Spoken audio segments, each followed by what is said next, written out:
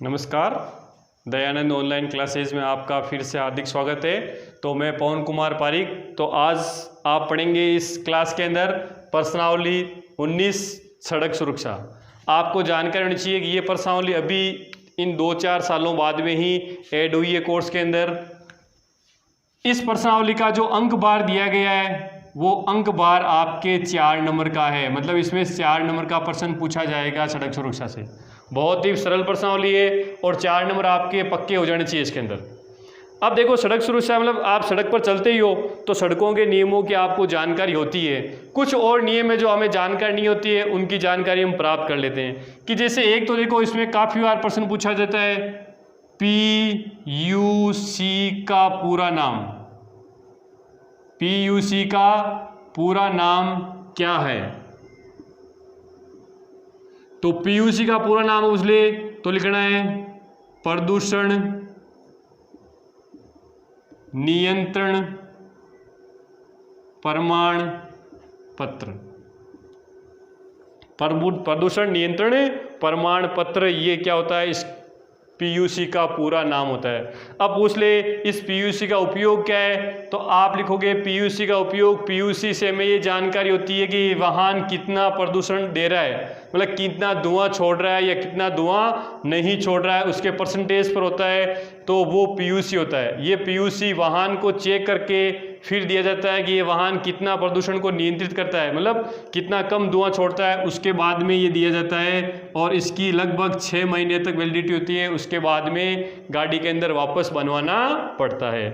अब आप पूछते दूसरा कि सड़क सुरक्षा में CCTV कैमरे किस प्रकार से उपयोगी होते हैं? सड़क सुरक्षा में CCTV कैमरे किस प्रकार उपयोगी होते हैं? तो आप लिखोगे सड़क सुरक्षा में CCTV कैमरों से हम क्या कर सकते हैं? एक तो कोई तेज गति से वाहन या दुर्घटना करके या शराब पीकर या सड़कों के नियम के जो नियम है उनकी अवहेलना कर कर कोई निकल रहा है, उसकी हम पहचान कर सकते हैं। क्योंकि जो CCTV कैमरे लगे हुए हैं वह पुलिस विभाग से जुड़े होते हैं। वहाँ पुलिस में कर्मचारी उसको हरदम देखते रहते हैं।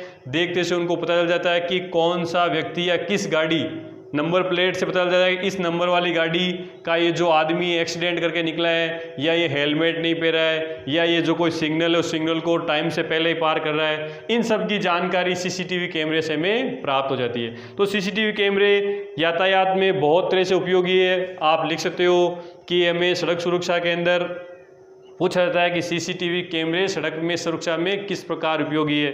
तो यातायात नियमों की उल्लंघना करना है तो उसमें, या कोई सड़क पर दुर्घटना कर रहा है, या कोई मोबाइल पर फ़ोन पे बात करता हुआ जा रहा है, या कोई सिग्नल लाइट को तोड़ रहा है, तो उन सब की जो गलतियां कर रहे हैं उन सब की हमें जानकारी CCTV कैमरे से प्राप्त हो जाती है। और CCTV कैमरे का नाम पूछ ले कभी तो क्लोज सर्किट टेलीविजन लिखना है। क्या लिखना है? Close circuit television. ये CCTV कैमरे का पूरा नाम है, क्लोज सर्किट टेलीविजन। अब देखो, इससे क्वेश्चन किस प्रकार पूछते हैं? इससे ये भी पूछते हैं कि प्रदूषण, क्या प्रत्येक वाहन को प्रदूषण नियंत्रण प्रमाण पत्र आवश्यक है? तो हाँ, आप लिखोगे हाँ, प्रत्येक वाहन को, चाहे कोई सा भी वाहन हो, उसको प्रदूषण नियंत्रण प्रमाण पत्र PUC रखना जरूरी है। बड़े शहरों में यदि आपके पास PUC प्रमाण पत्र है तो ये आपकी गाड़ी सिटी के अंदर प्रवेश हो सकती है, अन्यथा सिटी के बाहर ही रहती है। तो इस PUC का पूरा नाम, CCTV कैमरे का नाम क्लोज सर्किट टेलीविजन, याद रखना आपको। अब देखो, इससे ये छोटे प्रश्न पूछे थे, 1 नंबर कैसे पूछेंगे? या पूछते हैं कि चालान कैसे काटा जाता है? तो चालान किस गलती से काटते हैं? तो आप लिखोगे चालान, यदि हमारे पास हेलमेट नहीं लगा हुआ है या हम 2 दुपहिया वाहन है उस पर 3 से अधिक सवारी बैठी है, उस समय लगा सकता है। 2 बैठते हैं तो ठीक है, 2 से अधिक बैठते हैं उस पर आपके चालान लग सकता है। या आप शराब पीकर गाड़ी चला रहे हो, या आपके पास सीट बेल्ट नहीं लगाया हुआ है कार के अंदर, है ना, तो इन सब जो हम नियमों की हम कुछ अवहेलना करते हैं, है ना, तो उस समय हमारे पास क्या होता है? चालान कटने के कारण हो सकते हैं। तो काफ़ी बार क्वेश्चन पूछते हैं कि चालान किस कारण कटते हैं, क्या कारण है चालान कटने के, तो वो आप लिख सकते हो। अब देखो, इससे 3 नंबर के क्वेश्चन भी पूछे जाते हैं। 1 नंबर का क्वेश्चन तो ऐसे छोटा ही पूछ जाएगा। अब 3 नंबर के क्वेश्चन में किस प्रकार प्रश्न पूछे जाते हैं कि जैसे आपको प्रश्न पूछ लिया है कि एक सीधे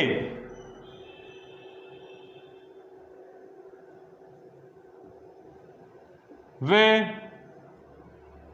12 मीटर लंबे, सीधे वे 12 मीटर ऊंचे, ऊंचे पोल के शीर्ष पर एक सीसीटीवी लगा है। क्या लगा है? सीसीटीवी लगा है, ताकि पोल के शीर्ष से 13 मीटर दूर दृष्टि रेखा के आगे भी यातायात देखा जा सकता है। 13 मीटर दूर दृष्टि रेखा के आगे भी यातायात ही देखा जा सकता है। तो सबसे पहले प्रश्न पूछ रहा है, पोल के पाद से वह दूरी जिसके आगे यातायात देखा जा सकता है, ज्ञात करनी। क्या याद करनी है? कि पोल के पाद से वह दूरी जिसके आगे यातायात देखा जा सकता है, और दूसरी ज्ञात करना है पोल के चारों ओर अदर्शनीय वर्त का क्षेत्रफल,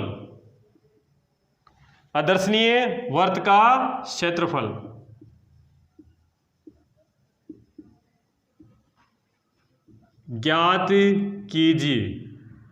काफी बार आया क्वेश्चन ये। तो सबसे पहले देखो इसका चित्र कैसे बनाओगे। 12 मीटर ऊंचा पोल है, ये रोड है, यहां से 12 मीटर ऊंचा पोल है, यहां पर ये सीसीटीवी लगा हुआ है। ये इस सीसीटीवी की दृष्टि ऐसे ही है, 13 मीटर दृष्टि रेखा इसकी कितनी है? ये शीर्ष से 13 मीटर दूरी दृष्टि रेखा, ये इसके आगे यातायात देख सकता है। तो पहला प्रश्न पूछा है, पोल के पास से वह दूरी जिसके आगे यातायात देख सकते हैं। तो आप बताइए, पोल सीधा खड़ा है, अर्थात यह 90 डिग्री कौन बनाएगा? ABC।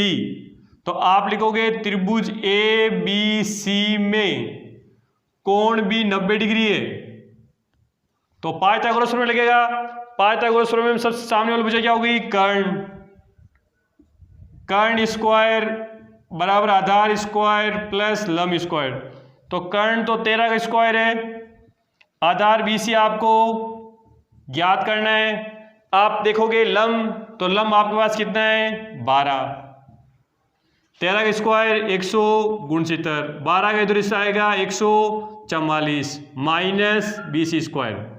तो आप नोट करोगे BC स्क्वायर बराबर कितना आ रहा है? ये देखो देखें 25। अब आपको BC निकालना है, तो BC बराबर √25। तो 25 किसका मान होता है? 5 का। तो ये दूरी कितनी आ जाएगी? 5 मीटर। कितनी आ जाएगी? 5 मीटर। तो पहले प्रश्न का आंसर हो गया कि पोल के पाद से वह दूरी जिसके आगे यातायात देखा जा सकता है वो कितनी आएगी? 5 मीटर। तो आप लिखोगे पोल के पाद से 5 मीटर दूर आगे यातायात देखा जा सकता है। देखा जा सकता है। अब इससे पूछा है पोल के चारों ओर अदर्शनीय। अभी पोल है, इसके चारों पता आपको वर्त बनेगा ऐसे, ठीक है। इस वर्त का अदर्शनीय भाग का क्षेत्रफल। दूसरा पूछा है अदर्शनीय भाग का क्षेत्रफल। अदर्शनीय मतलब जो आपको दिखाई नहीं रहा है। ये जो भाग है वो आपको दिखाई नहीं देगा। ये वर्त बन रहा है। क्या बन रहा है? वर्त, जिसकी त्रिज्या देखो, त्रिज्या भी आपने निकाल ली 5 मीटर है। तो वृत्त का क्षेत्रफल क्या होगा? वृत्त का क्षेत्रफल होता है पाई r स्क्वायर। पाई का मान 22/7 आ रहा है आपके पास 5 × 5, तो लिखोगे 22 × 25/7। अब 22 को 25 से पहले से गुणा कर लो, तो 25 और ये 22, 50 50 50 550/7 और पिछले गिना है मीटर स्क्वायर। क्यों? क्योंकि यहाँ पे हमारे पास मीटर थी और क्षेत्रफल निकाला, इसलिए क्या गया मीटर स्क्वायर। तो ये अदर्शनीय भाग का क्षेत्रफल कितना आ जाएगा 50 मीटर स्क्वायर। इस प्रकार के क्वेश्चन काफ़ी बार पूछें तो आप इस प्रश्न को और अच्छी तरह से ढंग से मिला लीजिए। अब देखो इसमें एक प्रश्न पूछते हैं काफ़ी बार रुकने की दूरी का। किसका पूछते हैं? रुकने की दूरी। तो आप ध्यान रखना, रुकने की दूरी का प्रश्न आता है तो उसमें लिखना है रुकने की दूरी बराबर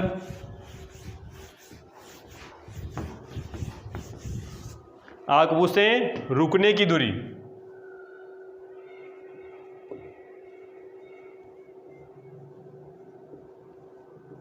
कि वो रुका है तो कितने मीटर रुका है। रुकने की दूरी तो उसमें लिखना है प्रतिक्रिया की दूरी प्लस अवरोध दूरी।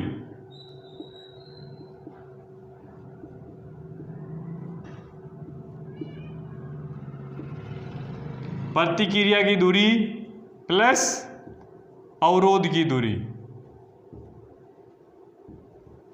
ये जो आएगा वो आएगा रुकने की दूरी का सूत्र है प्रतिक्रिया की दूरी प्लस अवरोध की दूरी। और एक आपको क्वेश्चन पूछते हैं कि लेबद 19, 20 और 21 गिनने में कितना समय लगता है। लेबद मतलब 19, 20, 21, तो उसमें आपको लिखना है 1 सेकेंड, क्योंकि जो रोड लाइट होती है उसमें उसी अनुसार चलते हैं। तो 19, 20, 21 बोलने में लेबद कितना समय लगता है, तो आप लिखोगे उस वक्त लेबद बोलने में 1 सेकंड का समय लगता है। कितना समय लगता है? 1 सेकंड का समय लगता है। तो इस प्रकार सड़क सुरक्षा से जुड़े क्वेश्चन ये हैं। अब एक क्वेश्चन और लेता हूं मैं, उसमें पूछा गया है कि ए और बी के मध्य दूरी 150 किलोमीटर है। जैसे बिंदु ए है और बी है, इसके मध्य दूरी है 150 किलोमीटर, ठीक है। तथा इनके मध्य 10 सिग्नल हैं। इसके मध्य 10 सिग्नल लगे हुए हैं, पहला दूसरा ऐसे 10 सिग्नल लगे हुए हैं। और प्रत्येक सिग्नल पर उसको पहले सिग्नल पर 1 मिनट रुकना है, दूसरे सिग्नल पर 2 मिनट रुकना है, तीसरे पर 3, चौथे पर 4, ऐसे करते करते प्रत्येक सिग्नल पर उसको रुकते जाना है। 10वें सिग्नल पर 10 मिनट रुकना है। तो ज्ञात कीजिए ए से बी तक पहुंचने में लगा समय। तो सबसे पहले देखो ए से बी तक आपको दूरी दे रखी है 150 किलोमीटर और उस कार की चाल दे दी आपको 60 किलोमीटर प्रति घंटा। कार की चाल कितनी रखी है? 60 किलोमीटर प्रति घंटा। और प्रत्येक सिग्नल पर रुकने का समय इस पर 1 मिनट, 2 मिनट, 3 मिनट, 4 मिनट और लास्ट वाले सिग्नल पर 10 मिनट। तो पहले आप लिखोगे बिना रुके दूरी तय करने में लगा समय बराबर क्या होता है? देखो चाल बराबर होता है दूरी बटा, लिख देता हूं आपको, चाल बराबर होता है दूरी बटा समय, ठीक है ना। तो आपको समय निकालना है, तो समय का क्या हो जाएगा? देखें दूरी बटा चाल। तो दूरी कितनी है? देखें 150, चाल कितनी है? 60, 0 से 0 कटेगी, 6 से 6 दूनी 12, पीछे कितने बच गए? 3, तो 3/6, मतलब आप लिखते हो 2 सही 1/2, 2 घंटे और 30 मिनट। ये तो सिग्नल पर बिना रुके समय, मतलब सीधी सीधी गाड़ी जा रही है, रुकी नहीं कहीं पे वो। अब आप लिखोगे सिग्नल पर रुकने का समय, सिग्नल पर रुकने का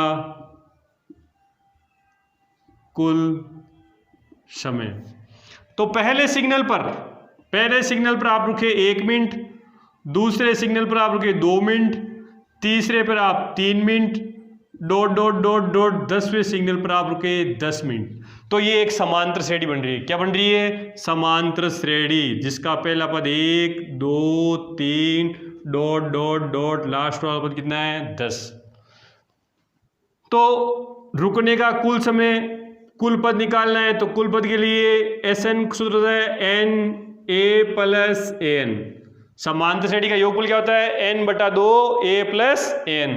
N देखो कितने पद हैं, तो पद कितने हैं, सिग्नल कितने थे इसमें? 10, तो 10/2। पहले सिग्नल पर कितना रुका है? 1 मिनट, और दूसरे वाले पर, सॉरी लास्ट वाले पर 10 मिनट। तो 10/2 गुणा 11 कितनी कट गई? ये 5 बार। 11 × 5 55 मिनट। 55 मिनट खा गए कहाँ पर? सिग्नल पर रुकने पर। अब ये तो समय लगा था हमें सीधा चलने में समय, ये 55 मिनट हमने सिग्नल पर निकाल दिए। कितने निकाल दिए? सिग्नल पर निकाल दिए। अब हमें कुल समय निकालना है, तो कुल समय होगा 2 घंटे 30 मिनट प्लस 55 मिनट। ये 55 मिनट और जोड़ने हैं, तो 55 मिनट जोड़ोगे देखो कितने हो जाएंगे? 5 मिनट इसमें देखो 1 घंटा हो जाएगा, तो 3 घंटे और 25 मिनट ये उस दूरी तय करने में लगा। कुल समय होगा 3 घंटे और 25 मिनट। ध्यान रखना, इस प्रकार के प्रश्न पूछते हैं तो पहले बिना रुके समय ज्ञात कर लो, फिर सिग्नल पर रुकने का समय ज्ञात कर लो, फिर दोनों को जोड़ लो, तो ये आपके कुल समय आ जाएगा A से B तक पहुंचने का समय।